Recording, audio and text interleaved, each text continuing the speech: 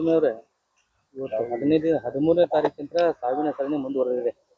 But ಇಲ್ಲಿ ಅದು ರಾಜ್ಯ ಸರ್ಕಾರ ಆಗಿರ್ಬೋದು, ನೀವಾಗಿರ್ಬೋದು, ನಿಮ್ಮ ಇಲಾಖೆಯವರು ಒಂದು ದಿವ್ಯ ನಿರ್ಲಕ್ಷ್ಯಕ್ಕೆ ಸಾವನ್ನಪ್ಪಿದ್ದಾರೆ. ಇದಕ್ಕೆ ಪ್ರಮುಖ ಕಾರಣ ಏನು? ಸರ್, ಇದು 13ನೇ ತಾರೀಕು ಇದು ಸಾವಾಗಿದ್ದೆ ಮೊದಲನೇ ಇವ್ರಿಗೆ ಗೊತ್ತಿರುತ್ತೆ. ಅವರು ಸಂಬಂಧಪಟ್ಟ ನೌಕರರ ಅಥವಾ ಸಂಬಂಧಪಟ್ಟ ಡಾಕ್ಟ್ರು ಅಥವಾ ಅಧಿಕಾರಿಗಳು ಅದ ನೋಡಿಡಿರೋ ಅಂತ ಚಾನ್ಸ್ ಇರುತ್ತೆ. ಒಂದು ದಿವಸ ತಕ್ಕದ ಪ್ರಾಣಿಗಳು ಅವರ ಆ್ಯಕ್ಟಿವಿಟಿಯಲ್ಲಿ ಚೇಂಜ್ ಇರ್ತದೆ. ಓಡಾಡ್ತಾರೆ ಅಥವಾ ಕೂತ್ಕೊಳ್ಳೋದು ಮೇವು ತಿನ್ನೋದ್ರೆ ಹೆಚ್ಚು ಕಮ್ಮಿ ಇರುತ್ತೆ. ಆವಾಗ ಇವರು ಸಡನ್ನಾಗಿ ತೀರ್ಮಾನ ಸಡನ್ನಾಗಿ ಅದಕ್ಕೆ ಸಂಬಂಧಪಟ್ಟಾಗ ಇಲ್ಲಿ ಬನ್ನೇರುಘಟ್ಟ ಇರ್ಬೋದು, ನಮ್ಮ ಮೈಸೂರು ಜೂ ಇರ್ಬೋದು, ಅಥವಾ ಇದ್ರ ಬಗ್ಗೆ ಬೇರೆ ಬೇರೆ ದೇಶದಲ್ಲಿ ಇರತಕ್ಕಂಥ ಜೂಗಳಲ್ಲಿ ಈ ಒಂದು ಕಾಯಿಲೆ ಬಂದರೆ ಇವಾಗೇನು ಭಾಳ ಫಾಸ್ಟಾಗಿ ಮಾಡೋ ಫೋನಲ್ಲಿ ಅಥವಾ ವಿಡಿಯೋ ತಿಳ್ಕೊಬೋದು ಅದನ್ನ, ಆಯಿತಾ. ಅದನ್ನು ಇವ್ರು ಮಾಡಿಲ್ಲ ಅಂತ ನನ್ನ ಒಂದು ಭಾವನೆ. ಎಲ್ಲೋ ಒಂದು ಕಡೆ ತಪ್ಪಾಗಿದೆ. ಇಷ್ಟೊಂದು 13ನೇ ತಾರೀಕಿಗೆ ಏನು ಸಾಯ್ತಾವ ಅದನ್ನು ಮಾಧ್ಯಮದಿಂದ ಮುಚ್ಚಿಟ್ಬಿಡ್ತೀರಿ. 15ನೇ ತಾರೀಕಿಗೆ 20 ಸಾಯ್ತಾವ, ಅವಾಗ ಮಾಧ್ಯಮಕ್ಕೆ ಗೊತ್ತಾಗುತ್ತೆ.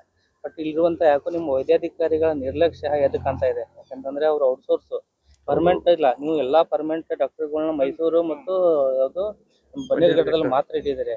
ಯಾಕೆ ಬೆಳಗಾವಿ ಮತ್ತು ಉತ್ತರ ಕರ್ನಾಟಕ ಅಂದ್ರೆ ನಿಮ್ಮ ಸರ್ಕಾರಕ್ಕೆ ಅಷ್ಟು ದಿವ್ಯ ನಿರ್ಲಕ್ಷ್ಯ?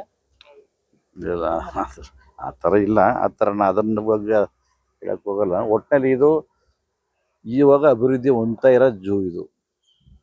ನನಗೆ ತಿಳಿದ ಮಟ್ಟಿಗೆ ಇಲ್ಲಿ ಬನ್ನೇರುಘಟ್ಟ ಮತ್ತು ಮೈಸೂರು ಜೂಗಿಂತ ಅಭಿವೃದ್ಧಿ ಪಡಿಸೋಕ್ಕೆ ವಿಶಾಲವಾದ ಒಂದು ಜಂಗಲ್ ಇದೆ ಅಂತ ನನ್ನ ಒಂದು ಅನಿಸಿಕೆ. ಇದನ್ನು ನೋಡಿದ ಮಟ್ಟಿಗೆ ಮಾಡಬೇಕು. ಅಲ್ಲಿ ಎಲ್ಲೋ ಒಂದು ಕಡೆ ತಪ್ಪಾಗಿದೆ. ಈಗ ಇದೊಂದು ಪ್ರಾಣಿಗಳು ಸಾವನ್ನಪ್ಪಿವೆ. ಅಲ್ಲಿ ವಾತಾವರಣ ಎಷ್ಟು ವರ್ಷದಿಂದ ಮೊದಲಿಂದ ಇಲ್ಲ ಅಂತ ಇವ್ರು ಹೇಳ್ತಾ ಇದ್ದಾರೆ. ಯಾಕೆ ವೈರಸ್ ಬೇರೆ ಪ್ರಾಣಿಯಿಂದ ಅಲ್ಲಿ ಬಂದು ಬರ್ತಾ ಅಥವಾ ಆಹಾರದಿಂದ ಬರ್ತಾ ಯಾಕೆ ಬಂತು ಅನ್ನೋದು ನಮಗೆ ಸ್ಪಷ್ಟವಾದ ಮಾಹಿತಿ ಇಲ್ಲ. ಒಟ್ಟಿನಲ್ಲಿ ಅಧಿಕಾರಿಗಳದ್ದು ತಪ್ಪಿದೆ ಬಿಡಿ, ತಪ್ಪು ಇಲ್ಲ ಅಂತ ನಾನು ಹೇಳಪ್ಪ. ಅವ್ರು ಬೇಜವಾಬ್ದಾರಿತನ ಸ್ವಲ್ಪ ಎಲ್ಲೋ ಒಂದು ಕಡೆ ಎಡವಿದ್ದಾರೆ. ಇವರು ನೌಕರು ಇರ್ಬೋದು, ಡಾಕ್ಟ್ರ್ ಇರ್ಬೋದು, ಅಧಿಕಾರಿಗಳಿರ್ಬೋದು, ಎಲ್ಲೋ ಒಂದು ಕಡೆ ಎಡವಿದ್ದಾರೆ. ಫಸ್ಟೇ ಆರೋಗ್ಯದಲ್ಲಿ ಏರ್ಪೇರ್ ಆದ ತಕ್ಷಣ ಇವರು ಕ್ರಮ ತಕ್ಕಂಡು ಇಷ್ಟೊಂದು ಸಾವು ಆಯ್ತಿಲ್ಲ ಅಂತ ನನ್ನ ಒಂದು ಭಾವನೆ. ಮಾನಿಟರ್ ಮಾಡಬೇಕಾಗತ್ತೆ ರಾಜು.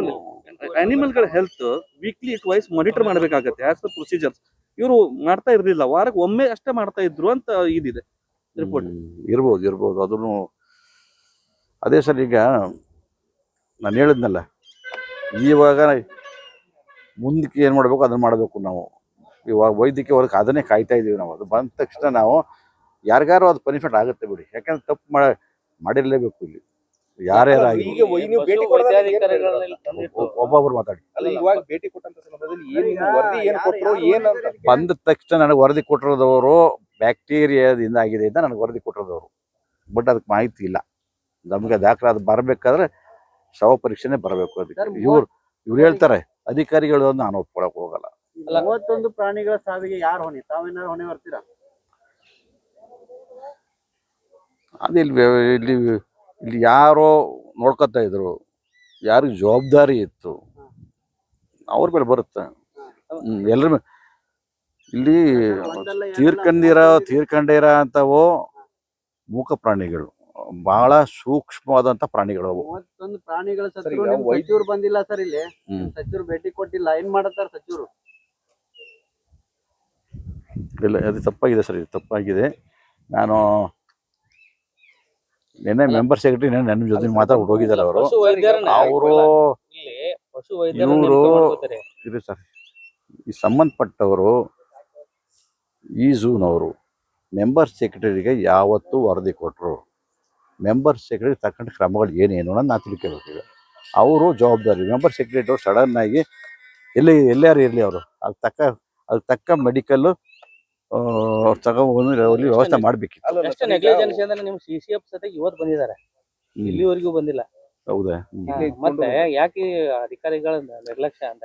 ಇಲ್ಲ, ಅವ್ರ ಮೇಲೆ ಜೀವ ಇಲ್ವಾ? ನಾವು ಕೊನೆಗೆ ಮಂತ್ರಿಗಳು ಜೊತೆಗೆ ಕೊನೆಗೆ CM ಜೊತೆ ಏನಾದರೂ ಸರಿ, ಇದ್ರ ಬಗ್ಗೆ ನಾವು ಕ್ರಮ ತಗೊಂಡೇ ತಗೋತೀವಿ. ಸರ್ ಈಗ ವೈದ್ಯರ ತಂಡ ಇಲ್ಲಿಲ್ಲ ನುರಿತ ವೈದ್ಯರ ತಂಡ ಯಾಕೆ ಅಂತ ಇಲ್ಲಿ ಔಟ್ಸೋರ್ಸ್ ಆಗಿ ಹೋಗಿದ್ದಾರೆ ಒಬ್ರು ಬಿಟ್ರೆ ಬನ್ನೇರ್ಘಟ್ಟದಿಂದ ಎಕ್ಸ್ಪರ್ಟ್ಸ್ ಗಳು ಯಾಕೆ ಬರ್ತಾ ಇಲ್ಲ ಅಲ್ಲಿ ಇಷ್ಟು ದಿವಸ ಆದ್ರೂ ಎಕ್ಸ್ಪರ್ಟ್ಸ್ ಗಳು ಬಂದು ಅಂದ್ರೆ ಯಾರು ಬಂದಿಲ್ಲ ಅಂತ ನಿಮ್ಮ ಅಭಿಪ್ರಾಯ? ಬಂದಿದ್ರು ಬಂದ್ರು ಹೋದ್ರು ಅವ್ರು ನನಗ್ ಮಾಹಿತಿ ಬಂದಿರೋ ಮಾಹಿತಿ ಪ್ರಕಾರ ಒಂದು ಟೀಮ್ ಬಂದು ಹೋದ್ರು ಅಂತ ಅವ್ರು ಹೇಳ್ತಾವ್ರ. ಬಟ್ ನೀವು ಬಂದ್ರು ಕೂಡ ಬಂದ್ರು ಬಂದಿದ್ದಾರೆ. ಈ ಇದ್ದಂತ ಉಳ್ಕೊಳಕ ಪ್ರಯತ್ನ ಪಡುವಂತ ಒಬ್ಬರು ಇರ್ಬೋದಿತ್ತಲ್ವಾ ಅಂತ. ಇದು ಉಳಿಸ್ಕೊಳಕ್ ಪ್ರಯತ್ನ ಮಾಡಿಲ್ಲ ಅಂತ ನಿಮ್ಮ ಅಭಿಪ್ರಾಯ? ಹೌದು, ಇರಬಹುದು. ಅದನ್ನ ನಾವು ಪರಿಶೀಲಿಸ್ಬಿಟ್ಟು ನನಗೀಗ ಮೀಟಿಂಗ್ ಅಧಿಕಾರಿ ಮೀಟಿಂಗ್ ಮಾಡ್ತೀನಿ ನಾನು ಈಗ. ವೈದ್ಯಾಧಿಕಾರಿಗಳು ಯಾವಾಗ ನೇಮಕ ಮಾಡ್ತಾರೆ? ಇಲ್ಲ, ಈಗ ನಾನು ಬೋರ್ಡ್ ಮೀಟಿಂಗ್ ಕರಿತೀನಿ ನೆಕ್ಸ್ಟ್ ವೀಕ್. ನರೇಗಾ ಯೋಜನೆಯಿಂದ ಅಭಿವೃದ್ಧಿಪಡಿಸಲು ಏಕೈಕ ಸರ್ ದೇಶದ ಏಕೈಕ ಜೂ ಇದು. ಯಾಕೆ ನಿಮ್ಗೆ ಸರ್ಕಾರದಿಂದ ಏನು ಅನುದಾನ ಕೊಡಕ್ ಆಗ್ತಿಲ್ವಾ ಅಂತ? ಹೌದು ಸರ್, ಈಗ ನೆಕ್ಸ್ಟ್ ವೀಕು ನಾವು ಬೋರ್ಡ್ ಮೀಟಿಂಗ್ ಕರಿತಿದ್ವಿ, ಈ ಉದ್ದೇಶಕ್ಕೇನೆ ಕರಿತೀವಿ.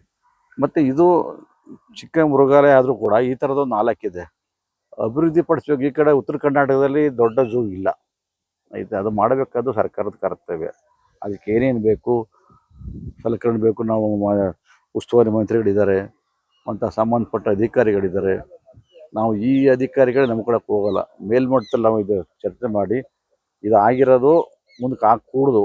ಮತ್ತು ಈ ಒಂದು ಚೆನ್ನಮ್ಮ ಮೃಗಾಲಯ ಇನ್ನೂ ಅಭಿವೃದ್ಧಿ ಆಗಬೇಕು, ಅದು ನಮ್ಮ ಒಂದು ಆಶಯ. ಅಲ್ಲ, ತಪ್ಪಿತಸ್ಥರು ತಲೆದಂಡ ಪಕ್ಕ ಆಗುತ್ತೆ. ಹೆಚ್ಚಿನ ವಿಡಿಯೋಗಳಿಗೆ ಪ್ರತಿಧ್ವನಿ ಯೂಟ್ಯೂಬ್ ಚಾನೆಲ್ ಸಬ್ಸ್ಕ್ರೈಬ್ ಮಾಡಿ, ಬೆಲ್ ಐಕಾನ್ ಕ್ಲಿಕ್ ಮಾಡಿ.